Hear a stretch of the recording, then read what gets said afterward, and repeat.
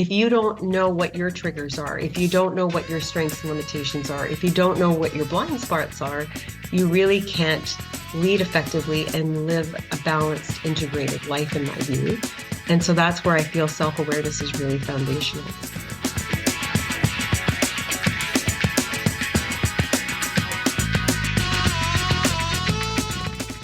Welcome to EyeCan, a podcast about ophthalmology through a uniquely Canadian lens with Dr. Mona Daghar and myself, Dr. Hady Saheb. Bienvenue à EyeCan, un balado sur l'ophtalmologie sous un angle typiquement canadien, avec le Dr. Hady Saheb et moi-même, Dr. Mona Daghar. Season 4 of the EyeCan Podcast is brought to you by Bayer Ophthalmology. We thank them for their support. Nous aimerions remercier Bayer Ophthalmology pour leur support de la 4e saison du balado EyeCan. We will share our experiences as ophthalmologists today and tackle some of the challenges we face as healthcare providers. Hey there, eye care enthusiasts. It's Mona and Hady, back at it again with EyeCan. You know it, Hady. Today's episode is going to be a real eye-opener. Pun intended. Mona, always with the puns. I promise, folks, today's discussion will be just as sharp as Mona's great wit. Hey, we're here to keep it both informative and entertaining, right? Absolutely. So whether you're a seasoned ophthalmologist or just as fascinated by eyes as we are, you're in for a treat.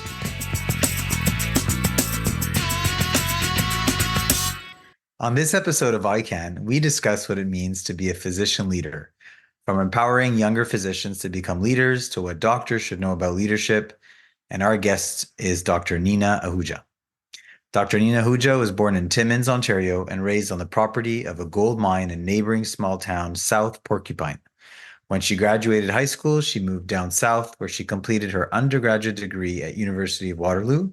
From there, studies led her to McMaster University for medical school, and then University of Ottawa, where she completed residency in ophthalmology. She then began her surgical practice in Hamilton in 2003. With a passion for teaching, Dr. Ahuja was a key contributor in establishing the ophthalmology residency program at McMaster University, a program that began in 2005. Over the years, she has won numerous awards for excellence in teaching and for contributions to residency education as past program director, academic division head for ophthalmology, and president of the Association of Canadian University of Professors of Ophthalmology, ACUPO. In 2023, she was recognized for her outstanding contributions by the Canadian Ophthalmological Society as recipient of the esteemed Women in Ophthalmology Champion for Change Award. Dr. Ahuja is currently a national examiner for the Royal College of Physicians and Surgeons of Canada. So Nina, thanks for joining us tonight and welcome back to EyeCan.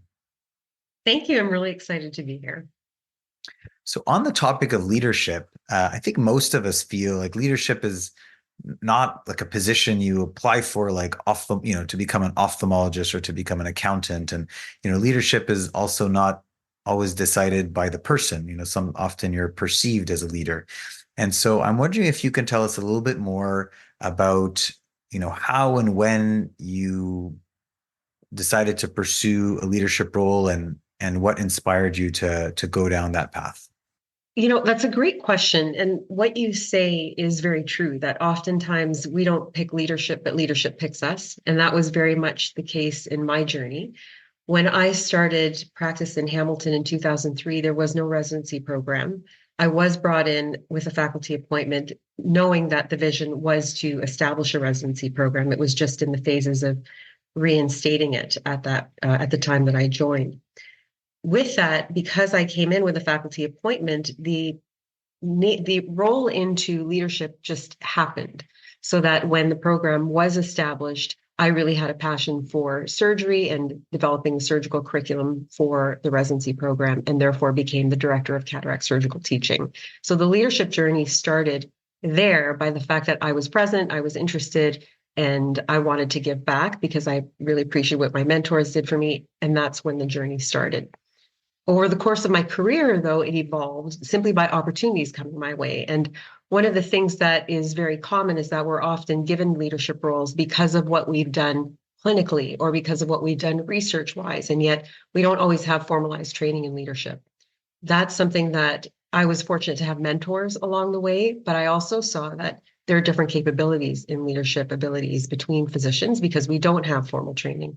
And so that's where I think one of the challenges comes into play, where we're offered these opportunities, but we don't necessarily have the competencies in a conscious development way to really be able to be effective in those roles. And was there a moment in your training or even in your early years where you said, I think I can thrive as a leader and as a mentor for younger ophthalmologists or trainees. Was there that aha moment, or did you feel it was, truly organic and gradual? It's interesting. That's when I reflect back, I always had a tendency of wanting to educate. So part of my core identity, I really truly connect with is being an educator. When I was in grade 8, going all the way back to elementary school, I used to go to the high school to do grade 9 math. And in fact, my grade 8 teachers had put together a core group of 6 students where I then became the advanced math teacher. So that part was there. It kind of alienated me with amongst my friends, but it was a very good experience. And I developed a lot of different skills that way. So I think early on, I saw the impact that I could have by helping other people learn certain concepts and help them develop. And then in high school, I was very involved in different activities. I think like many of us, most of us are generally involved in extracurricular activities like student council. I was co-president of student council when I was in my final year. And so with those things, I was very excited about being able to be involved in different initiatives and bring different activities and things to our school. That insight from the beginning, I think, was there. And so whenever there was an opportunity that came up, it was something that I was really excited about pursuing. So I think that from early on, it was sort of a seed that was sowed and then developed over time. So interesting. And I'm listening to what you were saying about being an integral part of building your residency program. And I'm amazed by that because, I'm at McGill and just running a cruise control residency program that's already established takes so much time and energy. And I can't even imagine how much time and energy it took to build a program from scratch. So, there you were being likely a busy clinician with a whole clinical practice to manage, and then putting this time and energy into helping build a residency program.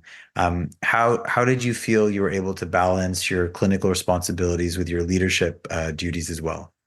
One of the things that I truly believe in is collaboration. So that in building that residency program that was spearheaded under Dr. Jean Harvey, who was our academic division head at the time. And we had a number of faculty members who were also involved in building different aspects of the program. So that I think if you have a collaborative spirit, you're able to talk about issues and concerns, delegate tasks and distribute responsibilities so that you can then be more balanced in focusing your clinical work.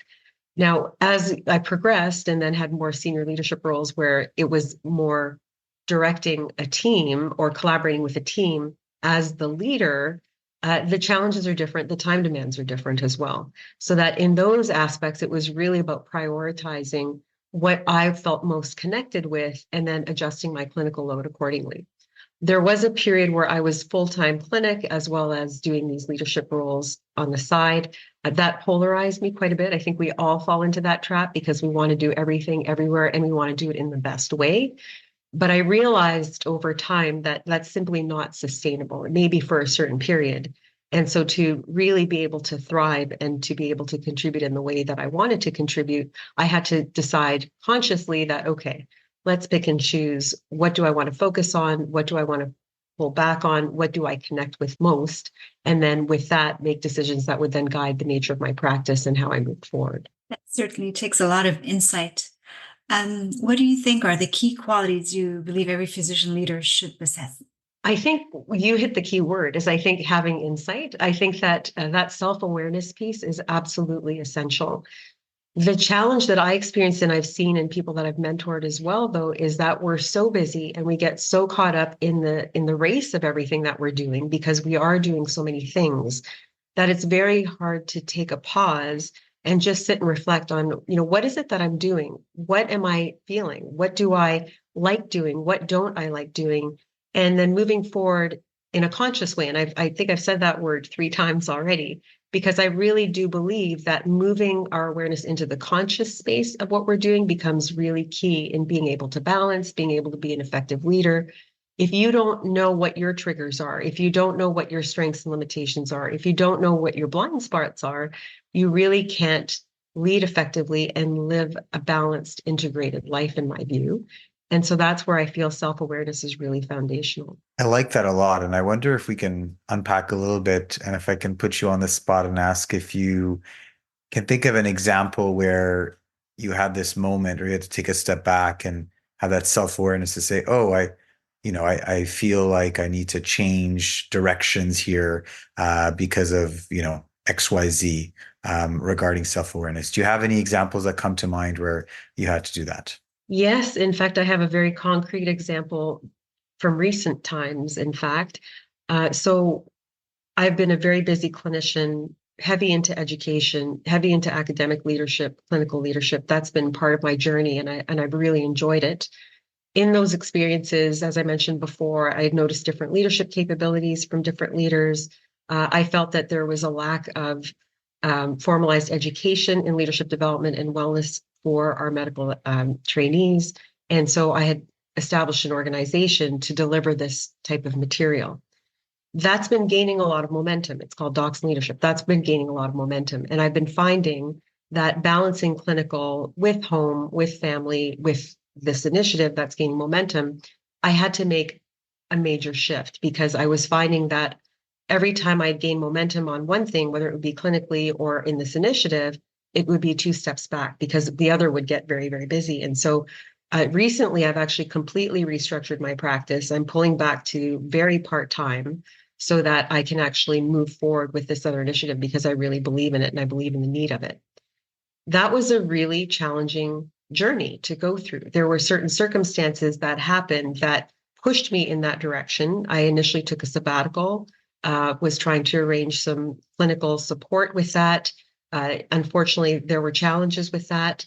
And so while it was challenging at the time, I was very grateful for it at the moment because that circumstance really made me take a step back and say, okay, this is what I've done over the last 20, 25 years in my career. This is what I feel proud about. This is what I feel I've learned. And so this is a new opportunity and a new phase for a transition where I can still contribute surgically by maintaining that, but I can really contribute on this other side that I feel is going to hopefully be quite impactful, and I'm seeing momentum with it.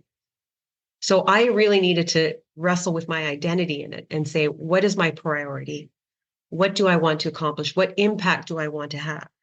And so with that, the decision was to completely restructure my practice. So that was definitely a moment and a very concrete example of my having to really take a step back. And in fact, the changes will be implemented within the next 6 weeks.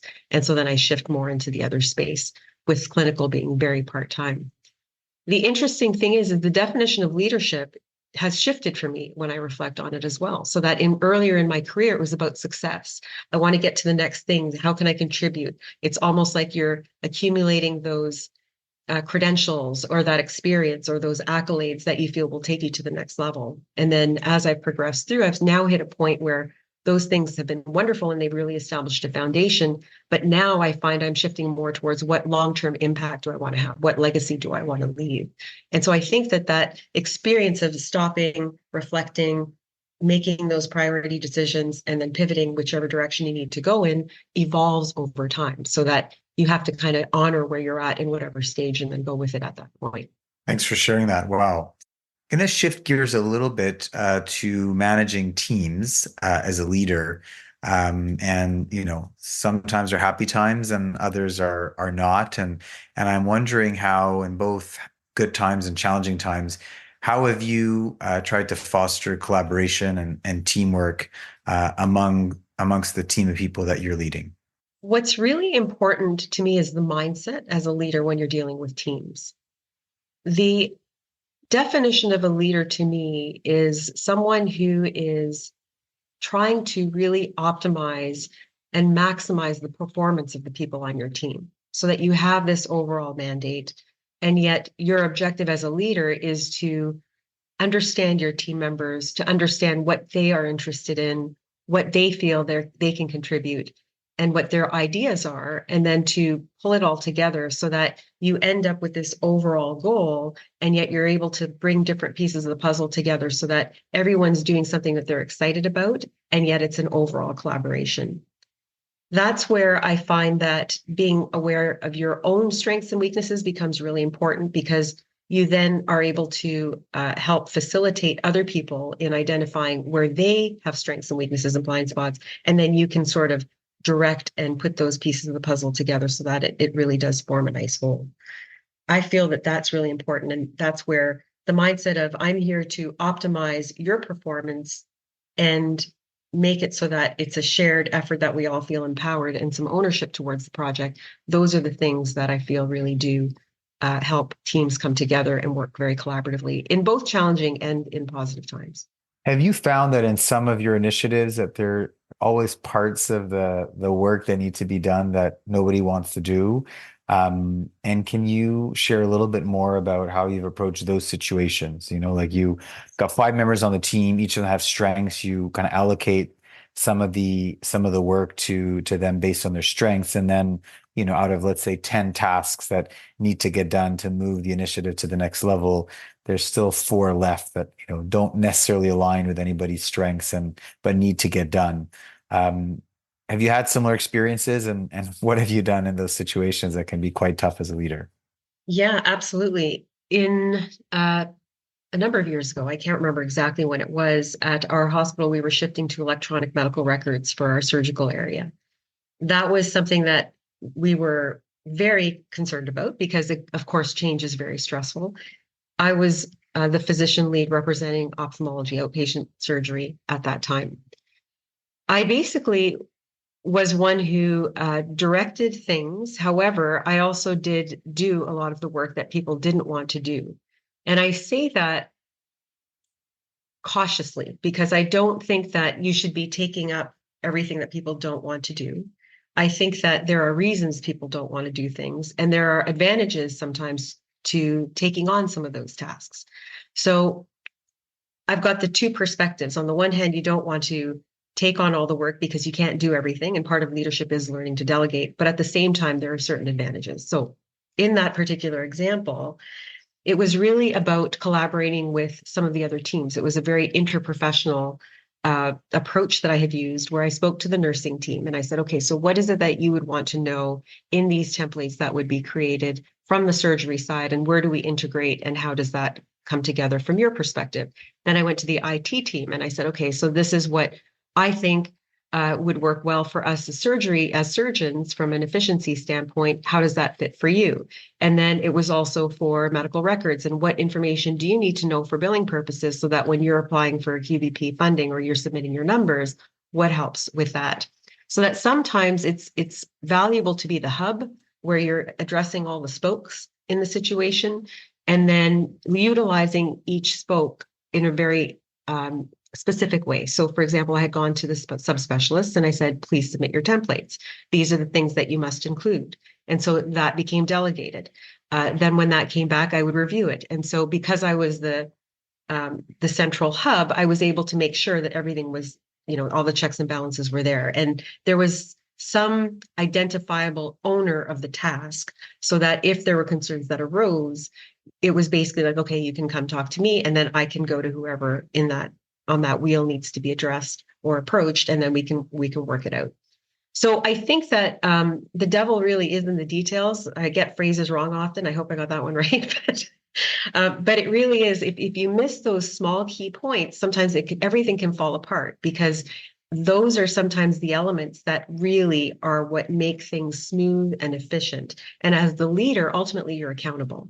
So that, in my view, to at least have a view on those details is extremely important. And if nobody else wants to pick it up, I will pick it up, simply because then in that sense, you can ensure that things are cohesive and are going to flow through. Now, you have to be balanced about it as well, because you don't want to disempower your team members, and allocate and delegate where you think that it can be managed. But I think the truth of the matter is that as a leader, there will be things that you need to take on. And I personally think that that's not a bad thing at all. I think there are a lot of positives to that as well, since you can really have your pulse on the project and where it's at. Right. And as a leader, how do you navigate challenges and conflicts within your team or within an organization? How do you deal with rivalry, things that are difficult to usually address? For myself, I believe in communicating directly to the person where the conflict is at. And I think the biggest thing with conflict management, in my view, is to approach the circumstances and situations with the intent to understand the other person. I don't believe that people are wanting to instigate conflict for fun. I don't think people generally like conflict. It's a stressful scenario. There's usually something behind it. So that my approach has always been, okay, I hear what you're saying. Can you explain your perspective to me more so that I understand where you're coming from? Because this is my understanding of it. Explain if you could share your understanding, and then let's see if there's a common ground.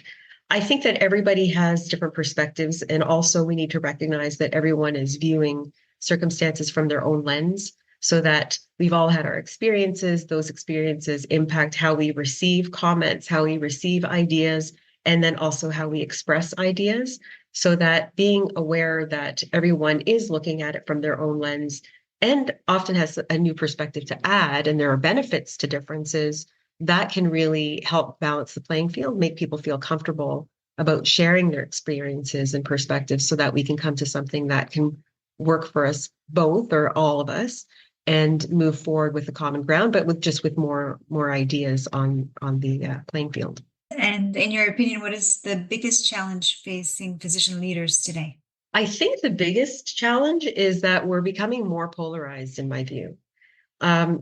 There are certain policies that are coming forward. We're moving more towards privatization. We're also in an area of limited resources when it comes to finances, when it comes to human resources. We've got more patients that need care. We've got fewer specialists and physicians, surgeons, healthcare providers to be able to provide that care. We've got demands at home as well. We're busy people. We're high achievers. It's our identity as well. There are so many internal and external challenges, opportunities, and strings that pull us in all sorts of different directions. I think that maintaining balance within those polarized states is a real challenge right now. And without the support and the guidance and the education on how to actually do that, it's basically you're trying to navigate it in a way that's not really structured. And I think that also makes it difficult because we tend to be structured people. And, if you're in chaos, that's all the more stressful.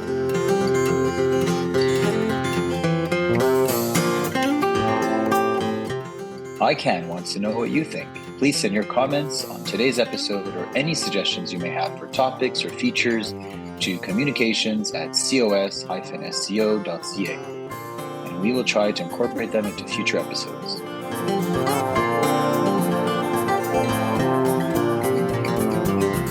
Hi, I'm Samir Jabour, and I listen to the EyeCan Podcast.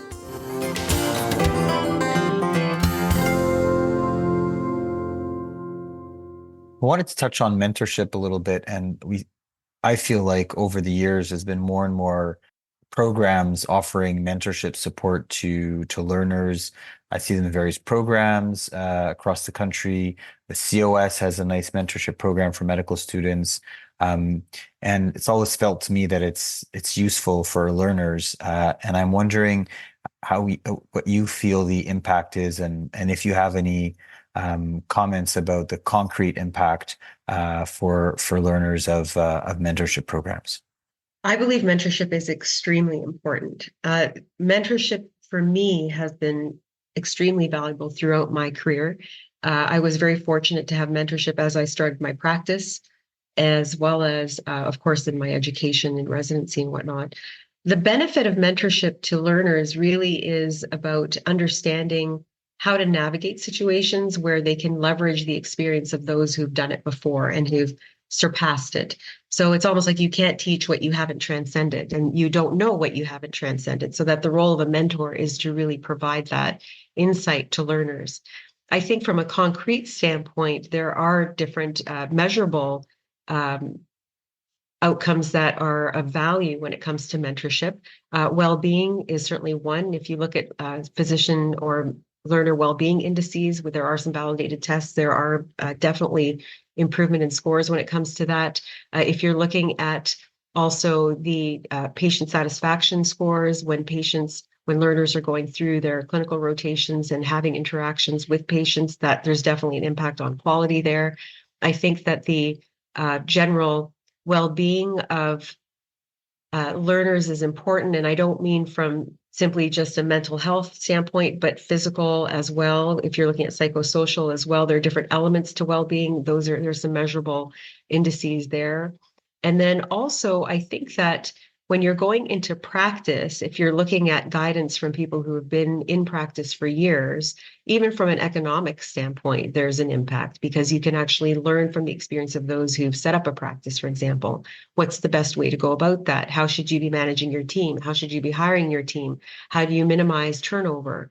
How do you maximize satisfaction of your employees? There are so many benefits to mentorship that I'm very happy to see that this is becoming more formalized in a lot of programs. And that's the basis of a lot of the programs that I'm doing in my initiative as well. I think that there's a power of that from a practical standpoint, and then also just from a community standpoint of being able to toss ideas around and talk to each other and exchange experiences and lessons learned. And on the topic of mentorship, what advice would you give to aspiring physicians who hope to become leaders one day? My biggest piece of advice is to be open-minded and to recognize that people who have walked the path, they do have experiences and insights that are valuable. It may seem that many of us are old school. I still take notes in a notepad. I don't necessarily use my phone or my laptop all the time. But, there are benefits to that too. So while some of us may seem old school, there are lessons to be learned. And I think, there's the mentee-mentor relationship is a very reciprocal relationship. So that I think as mentors also, we need to be open to learning. But for mentees, I would say be willing to listen to your mentor's experiences and processes. So if you're joining a practice, learn their processes. It doesn't mean you can't change them, but if someone's been in practice for 20 years, there's probably a reason why they've settled on certain processes. They probably work for them since they've been doing it for so long and they've figured it out. And then take that and then look at why and understand the whys of why those processes are the way they are, and then take it and make it your own. But I think if you walk into a situation and you feel as though you already know what you're going to be asking and you already know what the answer is, not because you know what the mentor is going to say, but you already have an answer in your head that you can't let go of, it's a disservice to yourself. I think that maintaining an open mind is really key. And on that same topic, so how do you promote a culture of continuous learning and improvement within your organization? I feel it's really important for the leaders themselves to be engaged in ongoing education and to be open about it. I think that role modeling is very, very important. And that's one of the reasons why I think we need to have this formalized development, so that we, again, coming back to being consciously aware of things, that we are consciously aware that by the position that we are in, by the impact that we have, that by the exposure that we have to our trainees, we are, by our actions, demonstrating and teaching in everything that we do. So that if we are ourselves pursuing continuing education, that is demonstrating that you don't have to know it all, you will never know it all, and you shouldn't know it all, because there's always something to grow on and something to improve. And so if we can demonstrate that as leaders, I believe that will actually just transcend and translate into something that should be an ongoing activity for everybody. I want to unpack those comments a little bit and share not a specific example, but something that's come up a few times over the years, which is one, a difference in generations between the three of us and current learners, and two, just a difference in personality. Somebody you might be mentoring just has a different, core values or a different approach to managing conflict or dealing with their teachers. And so as a resident, I felt like my role was to learn as much as I can and to work within the system that I had, and make the most of it without necessarily changing it. And partly out, being timid or wanting to, just not create conflict. And I do feel like the current generation of learners, and I admire this aspect of their approach to things, are more willing to challenge the system and quote unquote fight to make things better. But the truth is that a lot of their supervisors or teachers are part of an older generation where that is not the norm, or that is not as acceptable. And it's harder for them to understand that approach of challenging the system in a significant way. So I'm wondering if any of your mentees over the years have come to you with a situation where they wanted to challenge the system and you could just tell that it was going to be an uphill battle for them. Mhm. But you believed in their passion to make things better, and you believed their intentions to make things better. How have you advised them, right? Because maybe you would have done things differently, 15 years ago when you were a trainee, but today's a different world, and our trainees are different than we are. And I'm wondering how you've addressed trainees who have wanted to challenge the system, and you believed in their intention, but worried about the uphill battle they would face. Mhm. That's a great question. And I've been in that situation a number of times. An example I can give is and I deal with groups of residents at different institutions. So this isn't limited to McMaster where I am. So I've seen this a number of times. An example is residents having electives pulled from their schedule and them being very concerned about not having enough time to be able to go to different programs to experience whether or not they're interested in a certain fellowship. There's resistance from the program because they were mandated to have X number of weeks and X number of rotations, and therefore the best way to be able to really address the manpower issues or the person power issues in the program was to decrease the number of electives and to redistribute time. That was something that the residents and I worked through, and it actually came to a positive outcome. The way that happened and the way that I guided them and the way that I guide all resident groups when they're having something like this is to look at it from both sides. One of the things that I found is that when there's frustration on the resident side, it's really because they're looking at their own experience. And I think the age and stage that they're at, that's normal because you're looking at, here I am in a residency program. I don't want to rock the boat. There's the hidden curriculum we all know about. I'm really upset about this, though. I want this opportunity. This is going to impact my career. And I'm really frustrated. This is adding to my stress. I can't concentrate because I'm losing opportunities. This is my life. And it goes on and on and on. All valid points. But you get so caught up in the chaos of that and the emotion of that it's very hard to pull back and say, okay, there's another side. So that there's this polarity of intellect that is really centered in the resident experience, as it should be because they're residents. However, by increasing their awareness of the faculty position, so the other side of that polarization, it's become a situation and a problem-solving exercise where the residents are actually able to explore and understand why things are coming forward so that they understand the intention. It's not to take away, it's either dealing with the resource issue or dealing with the faculty accessibility or availability situation, or that there's some other standard or some other regulation that's come forward that's putting them in this position. So that the way that I'll often have the residents approach it is, okay, let's look at this from both sides. And I have a framework that I work through. It's the ADMIT framework. And you go through, okay, the different stages and where are your challenges? And then how do we look at the polarization and how do we bring it together? So as an example, with the electives, okay, so what is it do you think that the program director is facing? That they're feeling this pressure to have to change the schedule. What challenges do you think that person is facing? And what challenge do you think that the REC or the Residency Program Committee is facing? And why do you think that they've come to this as a solution? What other solutions do you have that may actually address their concerns?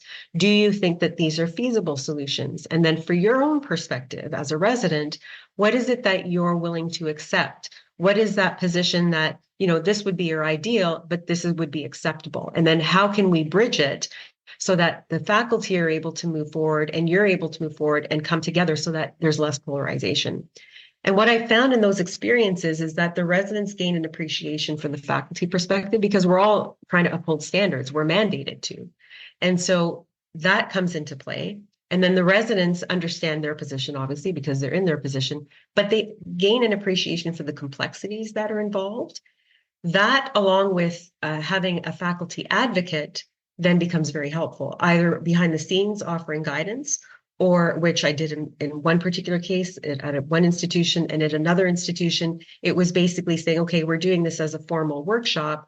Therefore, I will prepare a summary, present it to the postgrad dean or present it to the program director or whatever level we're dealing with, and say, this is the feedback that's been given, so that it neutralizes the concern of the hidden curriculum issue. Meanwhile, it allows the residents to feel heard. And then both instances, it's actually brought faculty and residents together so that everybody's able to get their voices heard. You don't always get what you want. Again, the polarized outcomes are generally not common, but at least it's something that's very acceptable and comfortable for both sides. So I find that the expression of our current resident generation is beneficial because I think they bring a lot of really good ideas to the table, but understanding and guiding them and mentoring them really about the experiences that we face as faculty becomes really important, so that, again, it gives voice to their concerns, it brings resolution that both are satisfied with, and it's a form of development personally and from a leadership perspective as well. So I think if you approach things that way, you actually have multiple benefits. Mona, I feel like you probably have been in similar situations. Do you have anything to add to those comments? That was really useful insight from Nina. Yeah, I'm listening intently and nodding my head throughout. It's very heartwarming to hear you speak, because we deal with this on almost everyday basis, and it's very difficult taking decisions and making choices that can influence a whole department. So I'm really very keen on learning more. So we do have a few more questions. I wish this can actually last even longer, but I know you have a limited time with us too. One point for CS that's very important is equity, diversity, and inclusion. And I was wondering if you can address these issues as a team. How do you manage with your organization and with your healthcare providers? How do you deal with EDI nowadays? EDI is an area of interest of mine, most definitely. I was involved in a couple of major initiatives at Akupo, where we were looking at EDI in the CARMS interview process as an example. EDI is, to me, it's a policy and an entity that we have to be very careful with, because it's almost as though we need to bring attention to this, but we also don't want to go so far that it becomes like a reverse EDI situation. And I say that because we see policies in place, and a lot of them in organizations are there to guide and not necessarily followed. And it becomes the tick box that, oh, yes, we've addressed this, so that you have people and positions that have the representation, which is excellent, but the true culture hasn't changed. And so that the face of it may appear one way, but the internal workings have not really shifted, so that it can be a disservice when, okay, you have the faces around the table, but do they really still have a voice? And I think in a lot of organizations they do, but in a lot of organizations they still don't. And so that's where I feel we need to really be careful about how we approach it to ensure that we go to the depth that we really need to be going to in EDI. My perspective on it fundamentally is it's about respect. We need to be able to respect one another. We need to be able to be open to hearing each other's voices. It doesn't matter if it's coming from someone who's green or someone who's purple or someone who's orange or whatever that is. It fundamentally comes down to respect. However, we also need to understand what our own innate biases are, conscious and subconscious. And a lot of those things come from our own personal experiences along the journey. So that if we have an opportunity to actually work through them and identify that, so we know what lens we're looking through, as we were talking about before, people view circumstances, situations, and experiences through their own lens. If we actually can identify what those lenses are for us, we can then really truly look at EDI from a respect standpoint and see, okay, what do I need to work on? What concerns do I have? How can I help support someone else? Where am I polarized? Where do I need to be balanced? And then how can I support and challenge others to do the same? And there's a skill in that, and there's a self-awareness that needs to be developed for that, which I think is really key, and which I hope to develop in people that I work with. Nina, what are your thoughts about why EDI is being challenged more, in recent months than it was prior to that? I believe EDI is being challenged because if you look at the extremes, and I've been using the word polarity or polarization a lot this evening as well. We were at one point where voices were not being heard nearly as much as they should be. And now we're approaching a position where voices are really being heard, and some voices are really being heard, but there are other voices now that were heard before that aren't being heard so much. So it's almost as though if you think of a positive side and a negative side, we started on one end and then we're swinging to the other. And so then you're getting emotional responses from the side that is now on the side that was being heard. And so they're calling out for things being brought back to neutral. So I think that's where I talk about that whole reverse EDI concept, is that we need EDI. We need to be focusing on all of those issues, but we need to be very mindful that the voices that are the allies who are not of the underrepresented groups or the minoritized groups, that they are still being heard as well, as they are empowering those of us who are of those groups that need to be brought to the table more. That's my view on why I think that there's a little bit of backlash on that. And I think that we need to step in and really be mindful and aware and proactive about ensuring that we don't go to the other end of the spectrum when it comes to polarity, and that we really are bringing things into balance. But sometimes it takes that. It's I always give the example of Madonna.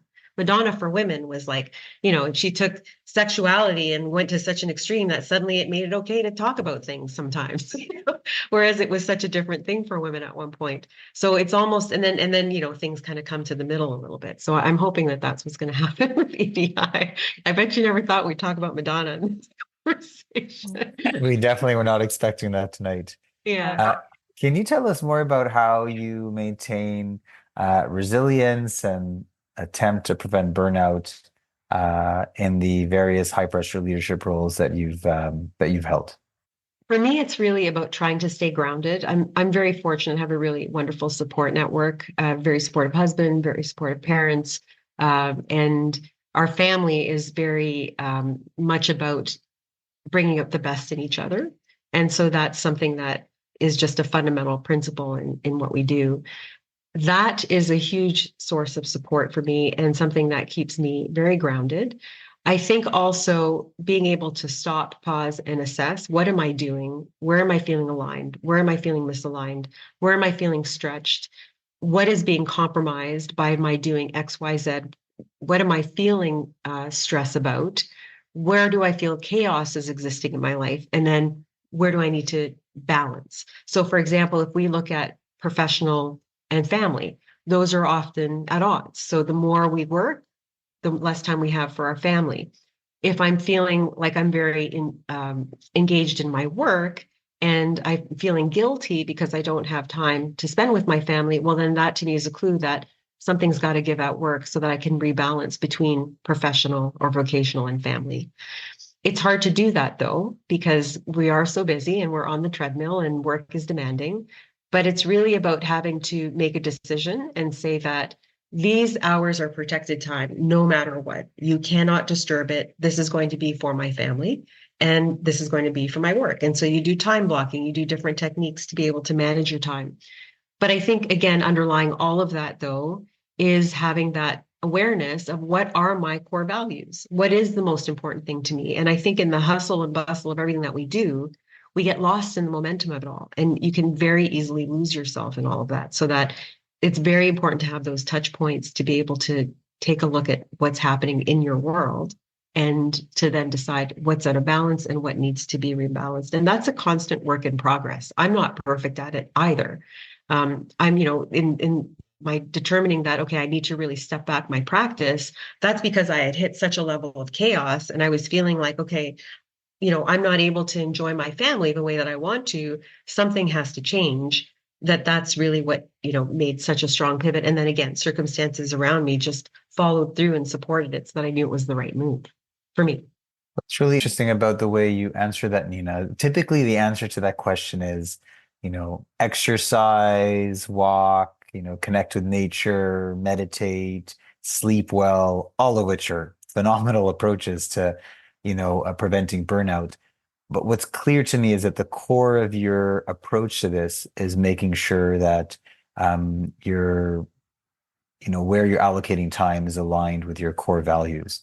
And so that's just it's a great way to think about this. I mean, your answers might still include all the things that I said, meditation, but it's through the lens of, what are your core values and how can you make sure that you're aligning your time allocation with your core values. So thanks for sharing that perspective, which I think is different than the typical answer to burnout prevention. So thank you.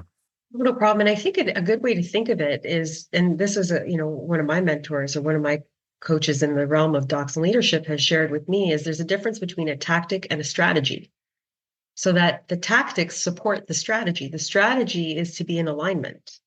The tactics are things like meditation, yoga, and all the things that we mentioned. So that, in the work that I do through docs and leadership, it's really about let's work on the strategy and let's pull together, mental performance, and let's pull in emotional intelligence, let's pull in leadership development and wellness development and all of those things. So it's a different way of thinking that I think brings lasting change. And that's what I've seen in people that I've mentored and worked with, and just in my own life as well. It's impressive how you can decorticate every aspect. It's really wonderful to hear you talk and to learn from you.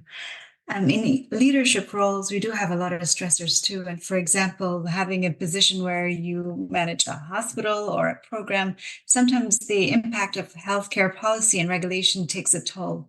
Can you speak about that? Can we discuss that a bit more? Mm-hmm, absolutely. I think that that's a real issue and a real challenge right now for healthcare leaders. So if we first look at the difference between a policy and a regulation, and you know this, but I'll just do a quick recap just to introduce what my thoughts are on it. Policy is really about the goals and frameworks to a certain end, versus a regulation is really the rules and standards around something. So an example of a regulation would be licensing requirements. An example of a policy would be Doug Ford and his policy to expand private centers for cataract surgery. I think that there's a huge impact, clearly, on policy, particularly if we use the example of Doug Ford and the expansion of surgical centers for cataract surgery. That is a very polarizing policy, especially when you put it against the policy of the Canada Health Act, which is all about accessible care that's universal and comprehensive and available to all and publicly administered, et cetera. So the idea gets to be, if you've got these policies that are coming out that are dividing people, how do you navigate that? How do you bring people together? That's a huge challenge. And with resources becoming more and more restricted, emotions are getting higher. So then how do you settle emotions so that we can actually have rational conversations? Because there are always people on both sides of the fence. There's always going to be people who feel like, oh, this is a great idea. This is fantastic. I'm loving this. I'm in the private space. This is wonderful. And then there are people in the public space where it's like, what are you doing? You're charging people exorbitant amounts of money, and this is crazy. And whether or not that's true, that's a whole other thing. But the perception on both sides becomes a very big challenge to balance. And then throw in academia. Where are we going to teach our learners? How are we going to expose them? What standards do we want to uphold? How do we implement that? And how do we standardize things so that we're making sure that our learners are learning what we want them to learn with the ethics and everything else that we want to ingrain in them? So that I feel that the skill, again, it comes back to that self-awareness, knowing what your triggers are, knowing where you're polarized, understanding the origins of those polarities, and then how is that the experience? What is the experience for the other person? And understanding that other person's experience, and then how can we learn from each other and understand each other's perspectives and come together with something that's actually going to be in alignment with the policies that are set forth, in alignment with the regulations that are set forth, but also in a way that we're not feeling this internal chaos, whether it be us as individuals or us as colleagues. Because right now, the reality is, and the truth of the matter is, some of us are divided, and it's really sad. And I think it works against us at so many levels. So that, again, a policy like that is dividing us. So then how do we advocate for our profession publicly when we're divided from within? And when the public There was the CBC report by a patient recently, you must have heard, where she was very dissatisfied with her experience at a private center. So when I heard that, I thought, okay, well, we really need to work on educating the public, because there are private centers, there are differences between private and public, and there are reasons for those differences. And unless they're communicated in a way that can resonate and speak to our patients, there's always going to be this perception of gouging. How many of our colleagues they're upset with us? You guys make so much money. This is X, Y, Z. And it's not just with ophthalmology, it's with other subspecialties as well. But we need to be able to talk about it. And some people say to me, Nina, you talk about things that nobody wants to talk about. Well, we need to, because we're never going to come to a solution, right? So I bring that up, and I do believe that there are ways to come together. Will it be easy? Absolutely not. Will it be quick? Absolutely not. Is it possible? Yes, I believe so. But I think it's a lot of work that needs to be done on both sides of the fence, where we're really looking internally to find that alignment. And then again, that place where we can feel balanced enough so that both sides are relatively satisfied. You talked earlier about your evolving priorities as a leader, and initially, focusing on almost like a ladder of leadership and various accomplishments, accolades, and experiences, and transitioning towards legacy. And I, nobody wants to talk about death, but like the eulogy, the idea of preparing for the eulogy that would make you proud at the end of one's life. And so, I'm wondering if you can share more about what your ideal impact would be on the field as a leader, and what legacy you'll leave. For myself, in my career so far, I feel very privileged to have had the career that I've had so far. And the impact that I've had on the people that I've been able to work with and mentor, to me, has been very, very meaningful. In this shift in my career to moving into docs and leadership, what I would love to see is for the ideas of enhancing mental performance that's based in increasing your self-awareness and emotional intelligence, such that it allows people to be their best as a provider, as a leader, as a family person, in a way that maintains their well-being. That would be huge for me. Like if I could really get this out there and impact people on a broad scale, where this just becomes part of who we are in medicine, that would be really meaningful to me. Because I think that as healthcare providers and physicians, surgeons, whatever healthcare profession you're in, our intention truly is to help people. And I think the tendency in that altruism is to really neglect ourselves, so that to be able to bring the balance between the altruistic side and looking out for ourselves as well, I believe will bring out the best in us, so that we can be very mindful, objective, reasonable, grounded in what we're doing, so that we're able to be there for our families. We're able to feel that inner satisfaction. We're able to contribute to our profession. We're able to contribute to our society. And we're able to just optimize people's health and give each other space to, you have a great idea, go for it. I want to support you. I don't want to compete against you. We've been raised in this culture of competition through our careers, throughout our entire journeys. I'd love for us to be able to pull back from that and really, truly be able to support each other and celebrate all areas of our life, all aspects of our life,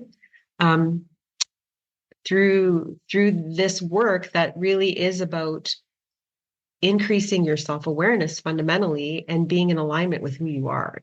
If I could bring that to our medical education systems and our healthcare systems, it's a grand mission, but even if I get like a little tiny centimeter along the path and somebody else takes it from there, like I'm okay with that. But if I can at least get the thought processes going, I would be very, very grateful. I think, Nina, you already have brought it forth. And I think in Canada, we do recognize you as a great physician leader. And we owe you a lot of this knowledge. And the delivery is just exceptional. The way you present it, you've presented at many departments throughout the country and now on the podcast, and you always give these webinars that are very enlightening. So although you wish to have that legacy, I think that legacy is already existing, and we all recognize Dr. Naina Ahuja and for her leadership roles. So thank you for that. Honestly, it's really Thank you. That means so much to me. Thank you very much. I really appreciate that. We do have one last question. As you've already been on the podcast, I'm sure we've asked you in the past. Can you share with us how you spend your time outside of leadership roles, outside of the healthcare field? How do you occupy your time? Do you have any hobbies? How many children do you have? I'd love to know. Sure. So I'm very blessed to have a wonderful husband who is someone I really enjoy spending a lot of time with. He's very funny and he makes me laugh, and he always corrects my phrases because I often get colloquial phrases incorrect. So I have two lovely daughters. I'm a bonus mom. So when Michael and I got married, he brought along with him these two beautiful daughters who I've known since they were 4 and 7, and they're lovely. So I enjoy spending time with them. My parents live close by. I love spending time with them. I have a nephew and brother. So family is really important to me. So I really love to spend a lot of time with family. We enjoy traveling as well, which is nice. We don't often have opportunities to do so, just with the pandemic, of course. And it's almost like we forgot how to arrange vacations. So we're working on that for this summer. Traveling is another thing. I love to sketch. I love to write. I love to listen to different podcasts. And I love actually watching a lot of the Netflix specials on leadership and development. So for example, I was watching recently the Hillary Clinton series. I thought that was really interesting. There's another series called Live to Lead, which talks about the journey of Gloria Steinem, for example. Just various people who really had an impact. I love hearing their journeys and listening to their lessons they've learned.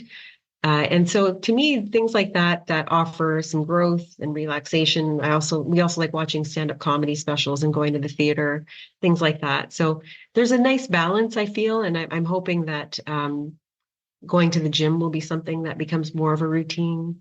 So we have aspirations of various things as well, cooking together more, hopefully. So it's a work in progress, like I said, but it's something that definitely I feel very fortunate to have a really beautiful, supportive family and opportunities to experience different things. So I feel very blessed and many good friends as well. So that's wonderful. Thank you. Mm-hmm. Well, Nina, this has been so enlightening, and thank you for sharing many things you've learned. It's been wonderful for me, and I can see from Mona's smile how much she's learned as well. And I think our listeners will really benefit from this. I apologize for putting you on the spot a few times, but I just feel like there's too much to learn to not take this opportunities to ask you a little bit more pointed questions. So. Once again, thank you on behalf of the EyeCan Podcast and the COS, and on behalf of all our listeners, and really for everything you're doing for leadership in ophthalmology and beyond. So thank you. Thank you very much for having me. And I was very happy to answer any questions. So thanks for engaging in that discussion. EyeCan wants to know what you think. Please send your comments on today's episode or any suggestions you may have for topics or features to communications@cos-sco.ca, and we will try to incorporate them into future episodes.